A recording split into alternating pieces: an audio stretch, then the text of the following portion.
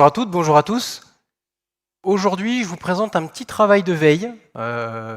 J'entends par là quelque chose qu'on a commencé à regarder, qui a commencé à être publié, mais qui n'est pas toujours en production, mais néanmoins qui est porteur, et je voulais le partager aujourd'hui avec vous parce que ça me paraît être en plein dans la thématique et être prometteur sur le sujet du Green IT et des API. On va parler rapidement du sujet que je vais évoquer avec un petit quiz, avec des petits Lego à gagner, et je vous préviens, le quiz est relevé. Ne vous attendez pas à avoir tous les points tout de suite, mais je compte sur vous pour participer. Je vous présente après le fond du sujet, la grille qui va nous permettre d'étudier l'impact d'une API d'un point de vue environnemental. Et ce qu'on va faire, plutôt que la présenter de manière assez littérale, je vais prendre une application qui n'est pas forcément la plus jolie du monde, mais une application qu'on rencontre au quotidien. Et on va regarder un petit peu ce qui se passe dedans, s'il est bien conforme à tout ça, et voir un petit peu ce que ça nous apporte en termes de retour et de plan d'action qu'on peut mener derrière. Et évidemment, à la fin, je vous enverrai tous les slides, mais ça, je vous le redirai. Qui suis-je ? Je m'appelle Jean-Rémy, je suis le responsable des architectes chez Ypon Technologies, et mes sujets de cœur, les sujets que je traite au quotidien, tournent autour de l'architecture, des API, Domain Driven Design, et ça faisait des années que je voulais parler de sujets green, et c'est enfin l'occasion. J'espère que ça vous plaira. Ypon, si vous ne l'avez pas déjà vu, on a un petit stand là-bas, on est un cabinet de conseil de 600-700 personnes, et on travaille autour de tout ce qui est technologie, cloud, DevOps, développement, etc., etc. L'outil que je vous présente, c'est pas le mien. C'est pas le mien, mais j'ai trouvé suffisamment intéressant pour vous le partager. Il a été fait par un collectif qui s'appelle API Thinking, qui est finalement un regroupement de différentes sociétés, BPCE, L'Oréal, Yves Rocher, la Banque Postale, Cdiscount, enfin tout un tas d'acteurs du marché qui proposent des API. Et ils se sont dit, voilà, c'est 115 entreprises, on va faire en sorte d'avoir des référentiels, des éléments qui nous permettent de développer nos API mieux et plus vite. Dans l'ensemble des livrables qu'ils ont produits, il y a cette fameuse grille que je vais vous présenter. Petite information, je vous le dis pour pas qu'il y ait d'amalgame malheureux, je ne fais pas partie à titre personnel ni Ypon du collectif, mais par contre tout ce qu'a publié le collectif est déjà accessible. Donc, tout ce que je vous dis là, vous l'avez déjà en accès libre, et je vous donnerai encore une fois tous les éléments qui vont bien derrière pour vous l'approprier par vous-même. Et donc, parce que je sens que là, après la pause, ça a l'air un petit peu compliqué, il n'y a pas trop de peps là, je vous propose un petit caout et on va commencer tout de suite. Je vous laisse vous connecter, je zoome un petit peu pour que vous puissiez avoir le QR code. Je vous laisse 1 ou 2 minutes. Pendant ce temps-là, je vous dis un petit peu ce dont on va parler et comment on va l'aborder. En sachant que ces Lego-là, je vous les donne à la fin. Vous revenez me voir avec votre pseudo. Imaginons plutôt avec une capture d'écran pour que je puisse bien vérifier ce que vous avez fait. Et si je fais lien avec les conférences qui ont eu lieu ce matin, ce que je vais vous donner là, la manière dont moi j'imagine l'employer, si je fais appel à ce que vous avez vu dans la conférence Amphi C de Léa et Dorine, finalement c'est un outil qui va vous permettre de piloter votre système d'information sur un sujet qui est cœur dans toutes les entreprises, en interne comme en externe, les API. Est-ce que c'est prêt à l'emploi ? À peu près. Est-ce que c'est pertinent ? Je vous laisserai juger. Est-ce que ça va vous être utile ? Ça, j'en suis persuadé. En tout cas, si ce n'est pas ma conférence, c'est le Green Score. Et je vois que ça commence à se calmer sur les inscriptions. On ne va pas tarder. Est-ce que vous pouvez lever la main pour me dire « je suis prêt » ? Ah ouais, on est pas mal. Qui n'est pas encore prêt et qui a besoin de 2 secondes de plus ? Ok, j'attends 2 secondes de plus. 1, 2, c'est bon ? Ok, ça a l'air pas mal. Ouh là là, ce monde ! Ça m'a l'air pas mal, ça s'inscrit encore. Allez, je démarre. Si vous n'avez pas de quoi démarrer, vous pouvez quand même rattraper en cours de route. Je vous laisse noter le code ou sur vos téléphones ou autre part. 646 8758. 646 8758. Et là, je démarre. Allez, c'est parti.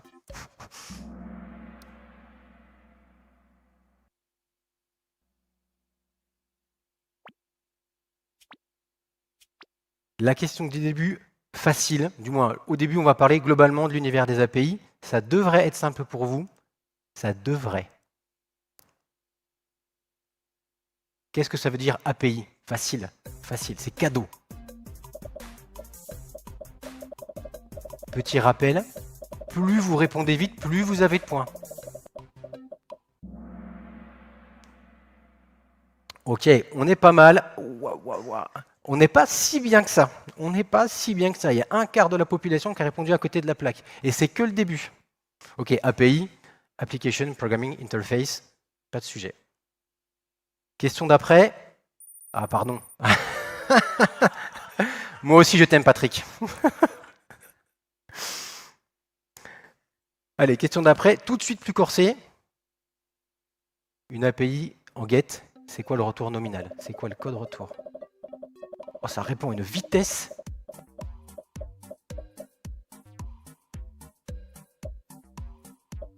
Je laisse encore 2-3 secondes.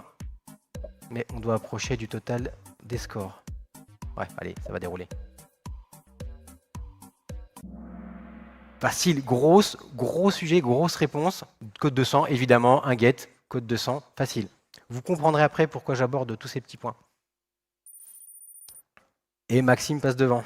Je ne sais pas qui est J2R, mais j'apprécie la dédicace. Question suivante. Compte double. Là, c'est chaud. Quels sont les verbes HTTP qui sont censés être idempotents d'après la RFC?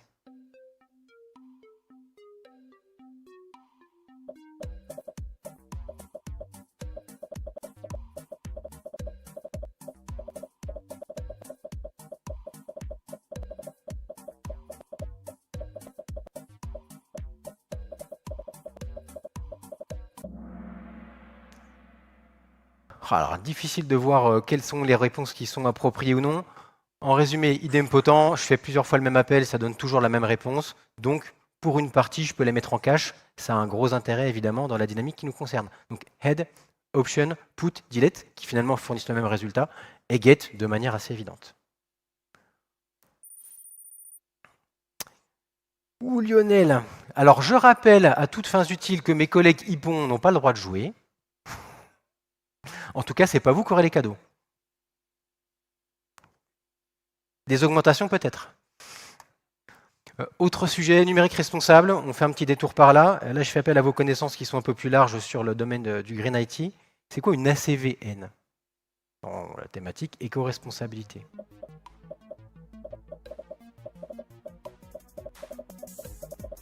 Si ça peut vous aider, c'est tout le travail qu'a fait l'organisme Green IT.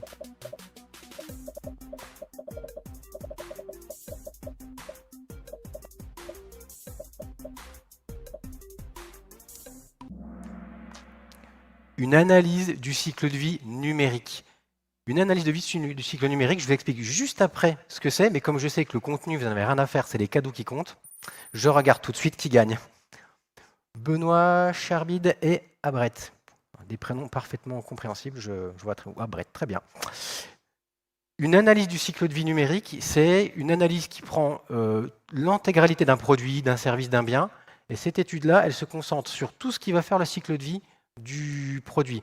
Du départ, les matières premières qu'on va consommer, qu'on va utiliser pour produire de l'énergie, jusqu'à celles qui permettent de fabriquer le produit, de le transporter et puis au final de l'éliminer. Globalement, ces études-là, elles permettent d'avoir l'empreinte globale du sujet, du produit j'entends, sur toute sa vie et donc de pouvoir calculer ensuite toutes ces fameuses externalités. Question à choix multiple et qui compte double. Green IT a fait une analyse de cycle numérique et elle utilise 4 indicateurs. Lesquels? 4 indicateurs environnementaux, j'insiste.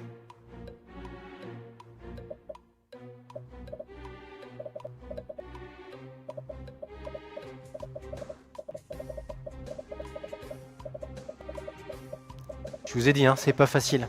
N'espérez pas gagner les cadeaux si aisément.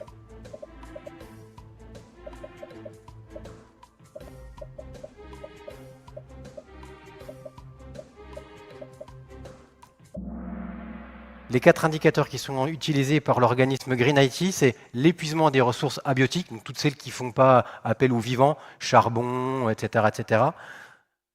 Le réchauffement global, qui est calculé avec différentes métriques. le bilan énergétique consommé, produit, etc., et la tension sur l'eau. Parce que finalement, vous le verrez après, produire des équipements numériques, ça nécessite grande quantité d'eau, au-delà de toutes les fameuses terres rares là, que j'évoquais au début. Par contre, la consommation électrique, ce n'est pas un indicateur environnemental. La consommation électrique, elle est incluse dans ces analyses, mais elle permet seulement de prendre un petit peu de recul sur quelque chose qu'on sait plus mesurer. Mais c'est parce que nous, on a demandé ça, que finalement, ça rentre dans ces études. Est-ce que ça... Je ne sais pas qui est J2R, je ne sais pas qui me voue un culte à ce point-là, mais encore une fois, j'apprécie. Là, ça se classe. Classer les par ordre, vous allez pouvoir déplacer. Et pareil, ça compte double. C'est quoi qui produit le plus de gaz à effet de serre par catégorie, à votre avis? Les indices ont déjà été donnés tous ce matin.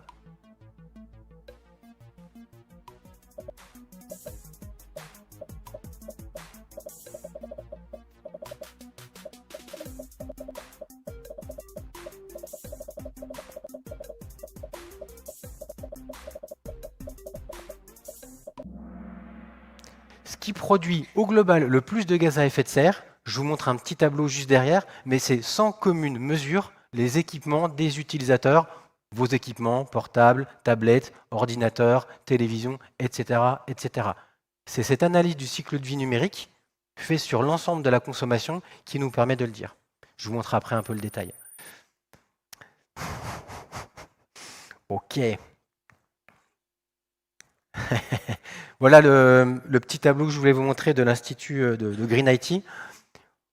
Si on prend juste le volet terminaux utilisateurs, 30% des émissions de gaz à effet de serre sont faites pendant la fabrication du produit et 30% à l'utilisation. C'est énorme. 60% des gaz à effet de serre ils sont produits juste par nos terminaux, pas par les data centers et très peu, enfin de manière équivalente, par les réseaux de télécommunications, box, etc., etc.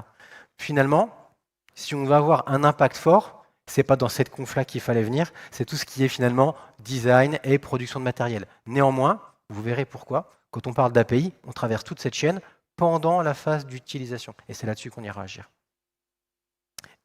Et maintenant, essayons un petit peu de faire les deux en même temps. Pareil, compte double, et ça se classe. Dans le top 4 des requêtes en type, lesquelles sont traitées en plus grand nombre.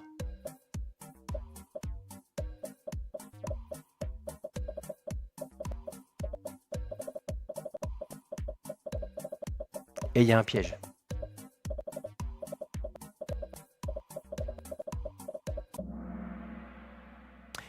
Le premier, c'est les API. Ça tombe bien, c'est quand même un peu le sujet aujourd'hui. Web, j'entends HTML, etc. Et médias, images, vidéos, flux qui se télécharge, pas flux qui stream. Oh là là là là! Je vous prends comme source ce que donne Cloudflare en 2021. Ils expliquent dans leur blog, ils ont par ailleurs un outil de monitoring qui leur permet de regarder tout ce qui passe en termes de trafic. Ce que dit Cloudflare, c'est que finalement, les plus gros flux en termes de content type, donc en termes de typologie de contenu qui peuvent scanner dans les entêtes ou dans d'autres sujets, ce sont les API. Plus de la moitié du trafic sur le web passe par des API. Si vous êtes un petit peu malin, vous aurez bien compris que derrière, c'est que le trafic du web.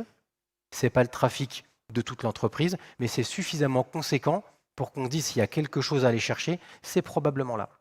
Et derrière, web, médias, tout ça, c'est tout ce qui se télécharge. Dernière question. En volume, cette fois-ci, le trafic des API, ça représente combien de pourcents ?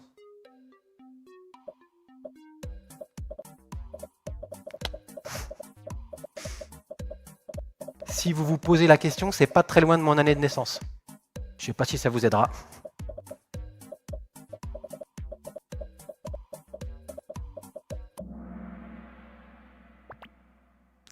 Je ne sais pas si c'est bon.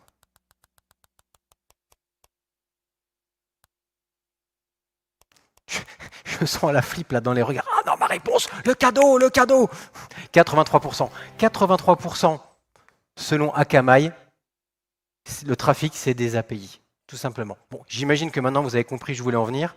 Si on veut avoir un impact sur la réduction des émissions de gaz à effet de serre, probablement qu'on peut s'intéresser au sujet des API, puisqu'il y a essentiellement le trafic qui est porté là-dessus. Ah pardon, attendez. Le résultat, je sais que vous n'étiez pas venu pour le sujet. Qui gagne? Charbid, qui? Vu. Will? Ok. Et le premier, allez, si c'est... qui a osé? C'est toi, Seb? Du coup, je suis désolé, je te déclasse, très cher estimé collègue. Premier, Will. Deuxième, Charib. Et troisième, il me semble avoir vu Patrick. Merci, merci. Bon. C'est bon pour vous, mesdames? Au passage, avant que je continue, un grand merci à Dedicto et à tout ce qu'ils font aujourd'hui pour la saisie, sans quoi vous ne pourriez pas l'avoir, et je suis sûr que ça va aider plein de monde. Je vous propose qu'on les remercie et qu'on les applaudisse.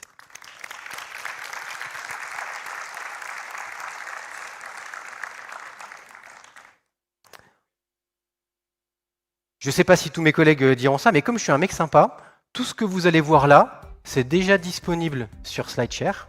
Donc vous n'avez qu'à scanner le QR code et vous aurez tous les slides, tous les éléments, tous les graphiques, tout est déjà écrit. Prenez des notes que pour ce qui vous intéresse, mais tout est déjà disponible sur SlideShare. Comme j'étais à votre place ce matin et puis que ça me casse les pieds d'avoir à tout recopier, j'ai pensé à vous. Ok, on va regarder un petit peu ce que c'est finalement cette fameuse grille API Green Score et son contenu. La grille, c'est un ensemble de bonnes pratiques, ni plus ni moins. C'est ce que le collectif API Thinking a imaginé comme étant les éléments dimensionnants pour avoir une empreinte minimale sur les sujets d'API. Je zoomerai un petit peu, vous verrez mieux tout à l'heure. En quoi elle consiste? Il y a 4 grands domaines, enfin 4 thématiques qui sont abordées, qui sont transverses et qui permettent d'avoir derrière des règles un peu plus fines. Ces 4 domaines, c'est architecture, design, donc, enfin architecture, comment est conçue d'un point de vue architecture plutôt infrastructure, l'API, où est-ce qu'il la supporte, le design, comment elle est conçue, quel verbe on va retrouver, quel est son contenu, etc. L'usage, c'est comment elle est consommée, donc ça ne prend pas que le volet production, mais ça prend aussi le volet consommation de l'API et est-ce qu'elle est bien faite pour, et tout un volet, un petit volet log, avec tout ce qu'on va pouvoir capter, tracer, garder, qui finalement a un impact non négligeable. Chacun de ces points, il y a une petite colonne. Est-ce que ça passe? Il y a une petite colonne là, eval. Vous répondez oui, non. C'est super simple. On fait le détail juste après. Du coup, ce sera plus facile de regarder de manière précise. Mais on fait ni plus ni moins qu'ajouter les points qui sont pondérés tels que l'a proposé le collectif API Thinking, en additionnant le tout, et c'est ça qui va donner un score. Un score qui est inspiré du Nitri-Score, de l'EcoScore, avec quelque chose qui est de A à E, en fonction du nombre de points qu'on a. Je prends un contexte, le contexte d'une application, je me suis dit, est-ce que je peux trouver une application sympa, une de mon client? Non, certainement pas. Une publique? Non, parce que je ne peux pas regarder. Ok. Je vais prendre un outil qui est interne chez nous, qui s'appelle Black Belt, qui est notre outil de mentoring. C'est celui qui nous permet de suivre l'évolution des compétences de nos collaborateurs sur des sujets qui les font grandir. Et on s'est dit, dans tous les cas, il faut qu'on regarde un petit peu ce qu'on a fait. On va faire un audit applicatif pour tout un tas de raisons, ou pour la labellisation B Corp, pour être sûr que notre impact en tant qu'entreprise est limité, ou parce qu'on a de nouvelles fonctionnalités, ce qui était le cas avec certains de mes collègues récemment, ou parce qu'on imagine pouvoir l'intégrer dans le reste du système d'information via API avec tout un tas d'autres logiciels. Je vous montre un petit schéma juste après. Et mieux en disant, imaginons que demain, on veut y mettre cet outil-là en marque blanche, disponible sur Internet. Qu'est-ce que ça va avoir comme impact? Pensons-le d'abord sous cet angle responsabilité environnementale. 4 cas qui sont globalement les 4 cas que moi je retrouve la plupart du temps chez mes clients ou au quotidien en me disant qu'est-ce que je vais faire de cet applicatif. Un petit schéma qui ne mange pas de pain, qui est suffisant pour représenter ce que j'avais en tête. L'application, la fameuse Black Belt, avec un front-end, un back-end.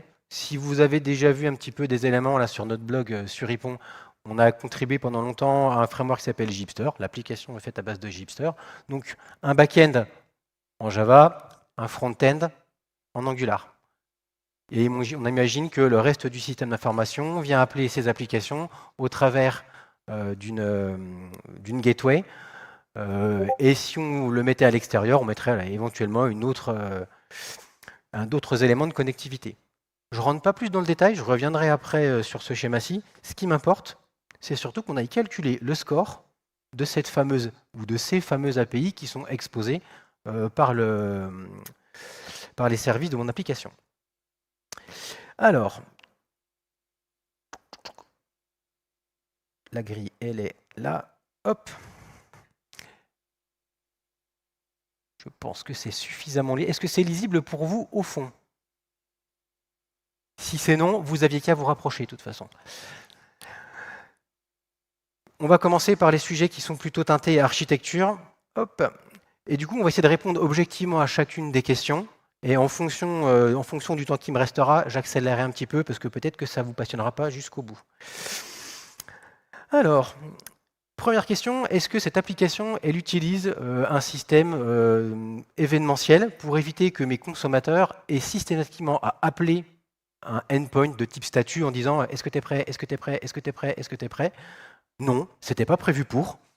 Je vous le dis tout de suite, et si sur le schéma ce n'était pas clair, il n'y a aucun système de messagerie. OK, score, faux. Point. Et j'ai traité le sujet. Ça nécessite de connaître l'application, mais il ne m'a pas fallu longtemps pour avoir cette réponse-là. Est-ce que le service back-end qui expose l'API, il est proche des consommateurs? À date, la réponse est oui. Si je reprends ce petit schéma, le front-end et le back-end, ils sont déployés sur la même VM, dans le même système d'information, sur le même réseau, ils communiquent en direct. Oui, la consommation, la production d'informations est proche de la consommation. Si ça reste dans mon système d'information, on peut considérer que oui. Si c'est avec un logiciel comme Salesforce déployé je ne sais où, la réponse va commencer à être compliquée. Pour l'instant, je vais considérer que c'est vrai. Ah, j'ai déjà tout répondu. C'est vrai, ok, c'est bon. Le runtime, l'applicatif, est proche du consommateur. Et je vais continuer comme ça. Est-ce qu'il n'y a pas déjà une autre API qui existe qui fait le même boulot? Non, clairement, c'est un développement qui est fait en propre par nous, pour nos propres moyens, nos propres processus. Il n'y a rien qui remplace cette API. De manière évidente, moins on produit de choses inutiles, mieux on se porte. C'est vraiment la première des questions à se poser. Et donc, est-ce que mon API n'existe pas par ailleurs? Enfin, est-ce qu'une autre API existe? Non. Donc, OK, je ne réinvente pas quelque chose. La réponse est vraie, j'ai les bons points qui vont avec. Et dernier point, est-ce que mon application, elle est capable de passer à l'échelle? Là, je vous le dis tout de suite, la réponse est non.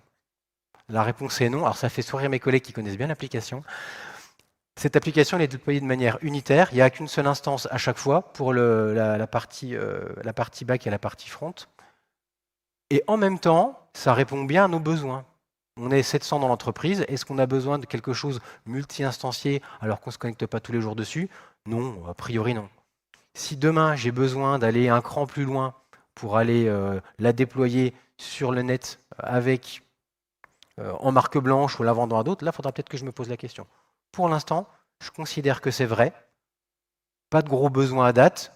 Mais c'est intéressant de le noter parce que finalement, vous verrez après qu'on va pouvoir piloter le tout de manière un peu plus précise et prendre les bons plans d'action. Et je continue sur ces différents sujets.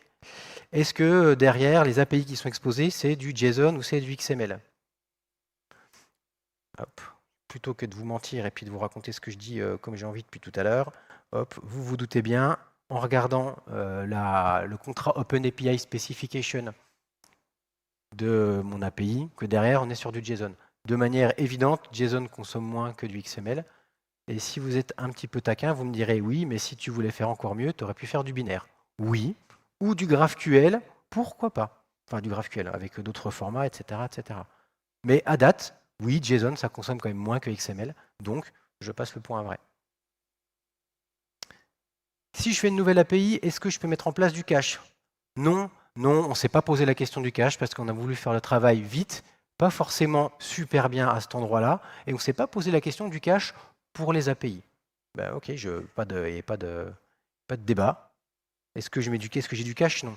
Est-ce que je peux mettre en place ou est-ce que j'ai vraiment déjà du cache sur mes applications existantes? Je ne pense pas. Hop, je peux même faire la manip devant vous. Hop, si je regarde dans mon navigateur, je vais bien trouver une requête qui me dit attention, non, Hop, pardon. Pas de cache. Hop, je relance n'importe quelle page. Hop, je ne suis pas déconnecté, tout va bien. Dans la partie réseau. Hop, dans les statistiques. Hop. Il faut que je me reconnecte. Hop, je prends n'importe lequel de mes appels.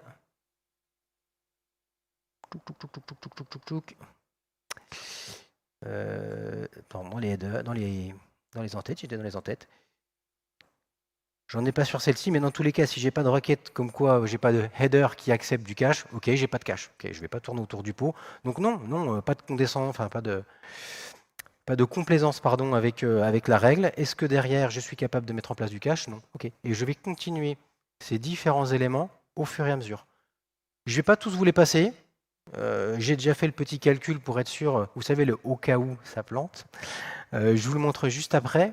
Je m'arrête juste sur quelque chose où la première fois que je l'ai lu, rien compris. Je ne sais même pas si je suis capable de le traduire à la volée, mais en gros, est-ce que les API, elles sont proches des besoins utilisateurs dans une dynamique expérience centrée utilisateur? J'ai rien compris. Ça tombe bien, pas que je comprenne rien, mais ça tombe bien, le collectif API Thinking, il a fait tout un petit guide, catégorie par catégorie, qui explique évidemment ce qu'il voulait dire derrière. Et donc là, la règle, je crois que c'était DE7 ou US7, DE7, DE07. Et là, ils expliquent, ils expliquent ce que ça veut dire. Et finalement, est-ce que mon API elle est faite pour que quand mon consommateur l'appelle, quand je vais appeler tous mes services, est-ce que je pense au fait qu'il va faire un seul appel et récupérer seulement les données qu'il lui faut, ou il va me donner la liste de tous les objets, puis si je veux le détail, il faut que je refasse n appels sur l'ensemble de mes objets. Ah, ça, c'est un peu plus clair, ça je comprends un petit peu mieux, et ça vous paraîtra évident, mieux vaut retourner suffisamment de données une fois que de laisser l'appel se faire n fois pour récupérer l'ensemble des éléments, qui plus est s'ils ne sont pas paginés ou s'ils ne sont pas complets. Je prends un petit exemple. Non, si ça doit être pas mal ça. Je ne sais pas si vous les voyez là, mais j'ai 4, 5 requêtes, pas plus. Okay, j'ai pas pour chacun des éléments 50 000 appels derrière, et c'est vrai pour toutes les pages. Oui, l'application, elle a été pensée pour que chaque écran consomme suffisamment d'informations, mais pas trop. Alors, dans une dynamique où c'est une application back-end qui est développée spécifiquement pour un front-end, et que le framework enjoigne à développer des services utiles, ça a du sens. Néanmoins, c'est rarement le cas. J'ai trop souvent vu des API où on retourne toutes les données de l'univers ou juste des données hyper fines et qu'on est obligé de rappeler. Et dans ce cas-là, c'est pas pertinent. Si je regarde, alors j'ai été un peu lâche sur certains points et ça se joue à pas grand-chose. Initialement, je me suis dit cette API, elle n'est pas faite pour être vraiment super jolie. On a de la pagination quand même, on a différents éléments, mais on n'a pas de structure de données type OData ou GraphQL qui permettrait de limiter. Et est-ce que j'ai un cache qui est OK? Oui et non. Si je mets que c'est faux, ça ne joue à pas grand-chose. Je ne sais pas si vous voyez là, ce petit score en bas à droite. Ça y est, je suis repassé dans un niveau qui est plutôt intermédiaire. Le fait de rajouter du cache me permet d'avancer un petit peu. Finalement, c'est l'ensemble de ces bonnes pratiques qui, au fur et à mesure, font que la conception de l'API, elle, aura le moins d'impact. Je m'arrête là-dessus. On aura tout l'occasion de reposer quelques questions, enfin vous aurez l'occasion de reposer des questions après sur ce sujet-ci. Et je retourne à ces différents éléments pour vous donner un petit peu la manière dont moi j'imagine l'utiliser, ce qui reste à faire derrière, et puis après on peut en discuter ensemble.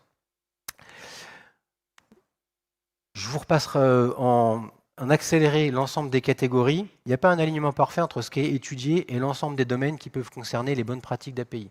Pour autant, le collectif, il n'est d'ailleurs pas vocation qu'à faire un sujet Sustainable IT, enfin éco-responsabilité dans le design, dans la conception numérique.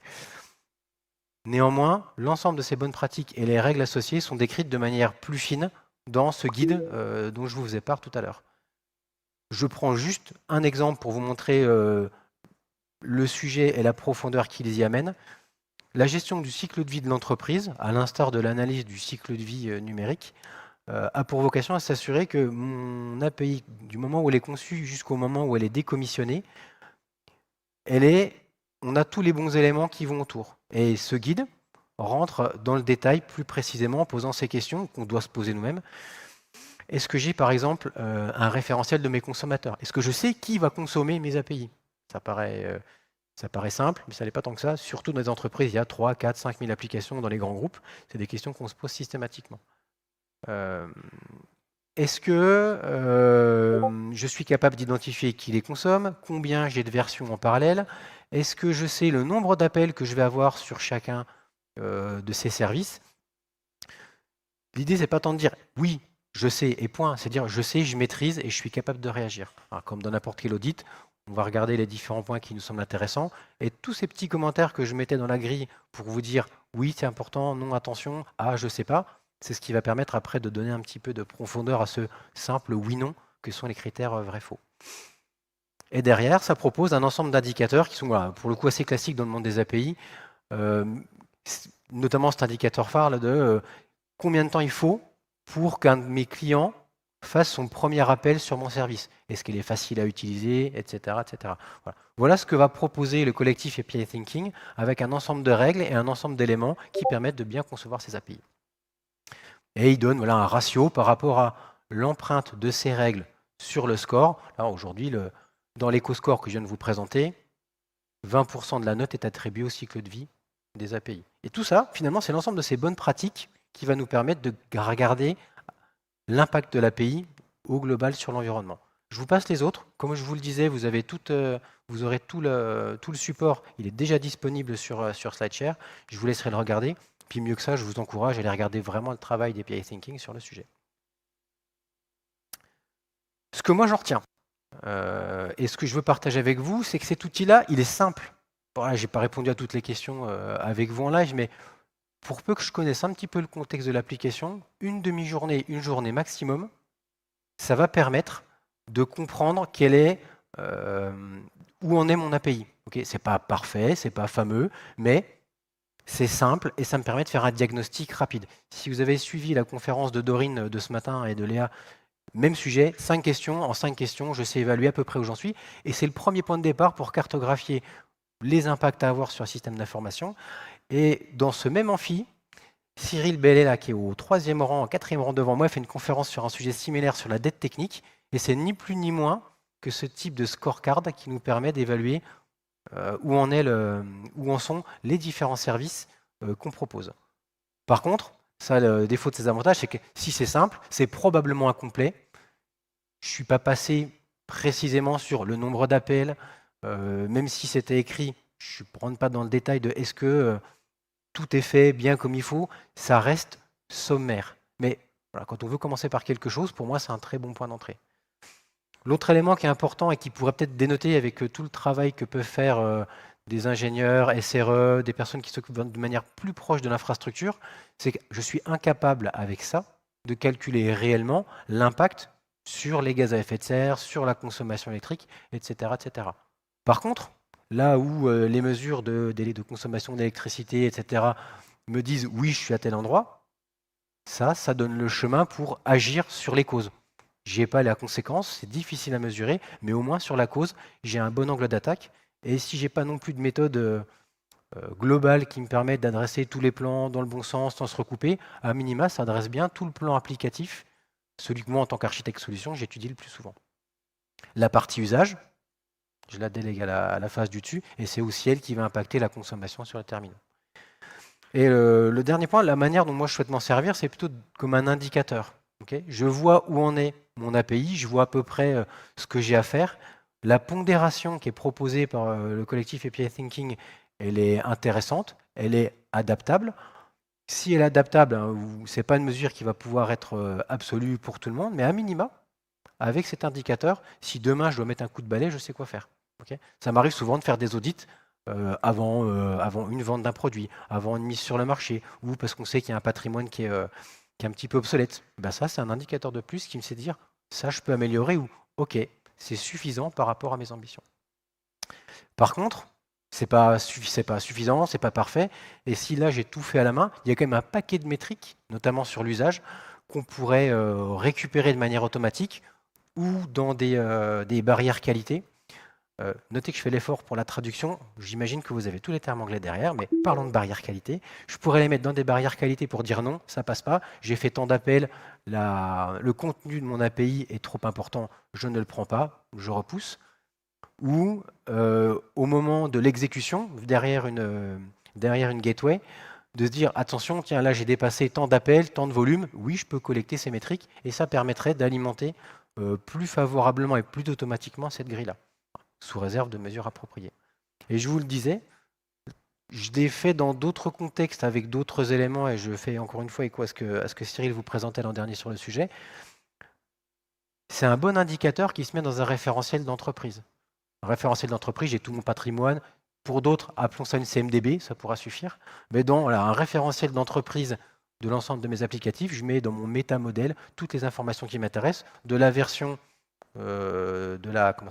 du système d'exploitation à la version de l'exécutable Java, par exemple, ou d'autres éléments. Et ce score-là peut être intéressant d'être mentionné pour avoir une photo globale et typiquement un radiateur qui me dit attention, là j'ai des problèmes, là j'en ai plus.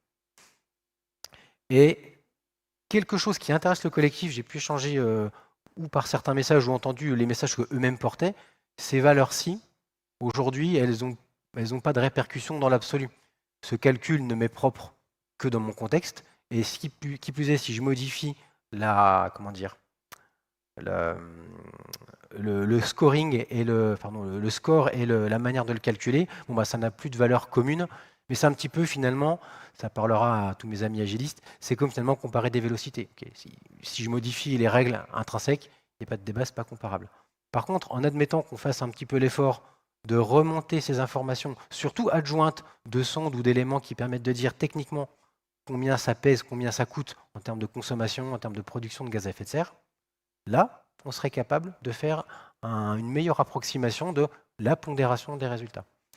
Tout ça, vous pouvez le faire vous. En fait, c'est ce que nous demande le collectif API Thinking. Utilisez l'outil, faites vos premiers retours, comme moi je suis en train de le faire, regardez les statistiques, donnez les mesures, partagez-les, et ça permettra d'affiner, ou, si vous voyez qu'il manque des choses, de pouvoir ajouter ces différents indicateurs. En tout cas, pour la petite histoire, le groupe Rocher et le groupe L'Oréal, qui ne sont quand même pas au départ les meilleurs amis du monde, se sont entendus, les deux protagonistes principaux qui gèrent les API se sont mis d'accord pour mettre en commun leurs travaux de recherche et de faire cette analyse sur l'ensemble de leurs API. Et donc c'est ça qui a permis de donner ça. Donc, si eux, concurrents, sont capables de le faire, je présume que nous, on est capable de partager ces différents éléments. Je vous donne tous les liens. Vous pouvez les prendre maintenant, vous pourrez les prendre après. Il y a le blog du collectif API Thinking où ils déposent régulièrement des articles sur le sujet. L'ensemble de leurs livrables, comme ça vous donne un petit peu idée de tout ce qu'ils font, notamment un rapport sur toutes les plateformes d'API management en vision 360, le scoring, enfin la matrice, la grille et le score que je vous évoquais, des baromètres, différents éléments, tout ça ils partagent et donc ils alimentent leurs travaux de veille avec ce que vous faites vous. Donc je vous encourage vraiment à y participer. En particulier des entreprises qui ne sont pas des entreprises de services numériques, éditeurs oui, autres plus difficiles, en tout cas sponsoring seulement. Et si vraiment ça vous intéresse, je vous propose de devenir, n'hésitez pas à devenir membre. Dans mes différentes expériences, j'ai rencontré déjà plusieurs personnes à la Banque Postale, chez Cdiscount, qui font partie de ces groupes-ci, ou chez Accor, etc., et qui font partie de ce collectif et qui fournissent différents éléments qui peuvent vous revenir aussi derrière. Je vous redonne la présentation, elle est accessible en téléchargement gratuit. N'hésitez pas, partagez-la, faites-en ce que vous voulez. Reprenez les éléments en tant que derrière vous rendez acquis de droit, notamment Green IT, Akamai et Cloudflare. Et maintenant, je prends vos questions.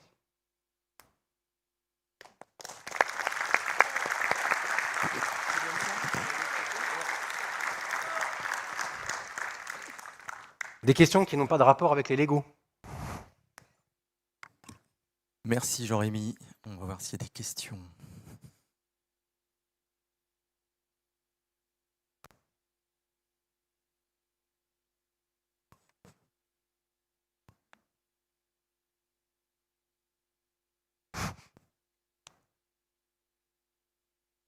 Une petite question.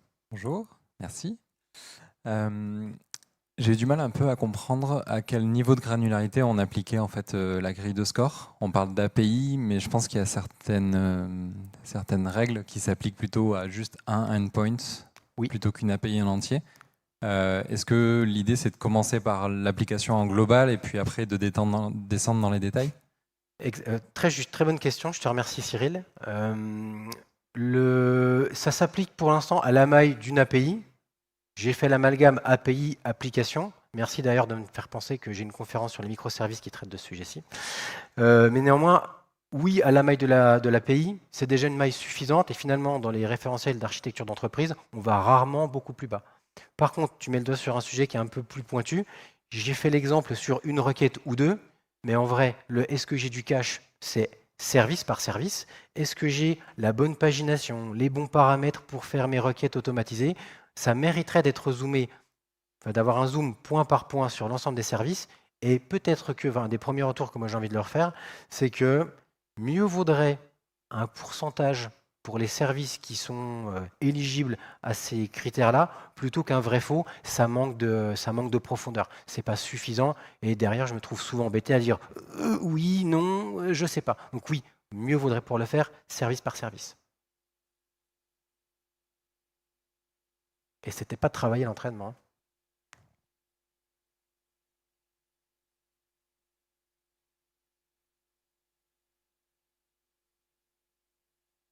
Si je rebondis sur la question, qu'est-ce qui empêche de faire un pourcentage sur le score quand tu as mis vrai faux? Rien du tout. Excellente remarque. On pourrait très bien adapter la grille nous-mêmes, la soumettre. C'est extrêmement facile. Donc c'est à la portée de tout le monde. Ok. D'ailleurs, je ne sais pas si, alors vous le voyez plus affiché là, mais c'est la grille que je vous ai présentée, c'est déjà la version 1.2. Il y a différentes évolutions. Elle est sortie de mémoire en mars de cette année. Et voilà, il y a différentes améliorations en fonction des différents besoins. Donc on peut après très bien le soumettre. En tout cas, moi ça m'a gêné au moment où, enfin, pour répondre à vos deux questions, ça m'a gêné à ce moment-là d'avoir quelque chose qui soit juste binaire. C'était compliqué à analyser. Le monde n'est pas binaire. Oui, j'ai une petite question. Est-ce qu'il y a moyen d'automatiser le score ou on doit faire quelque chose de très manuel? À date, rien n'empêche de l'automatiser, mais il y a quand même beaucoup de manuels. Toute l'évaluation de ces règles repose sur de l'interprétation.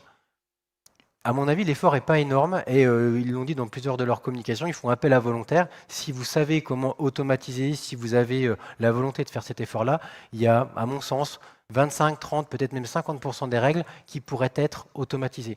Voir si c'est du JSON, calculer le nombre d'éléments, savoir si c'est du open data. Une analyse des fichiers, elle est assez rapide à faire. Donc il n'y a pas grand-chose qui en empêche. Après, il y a des sujets un peu plus compliqués. Est-ce que c'est déployé sur plusieurs instances? Là, il va quand même falloir commencer à rentrer dans les différentes versions des fournisseurs de cloud ou les infrastructures internes. En tout cas, ils ont fait appel à volontaires. Si vous voulez aider à automatiser, surtout, vous n'hésitez pas. C'est un sujet qui, moi, me paraît porteur.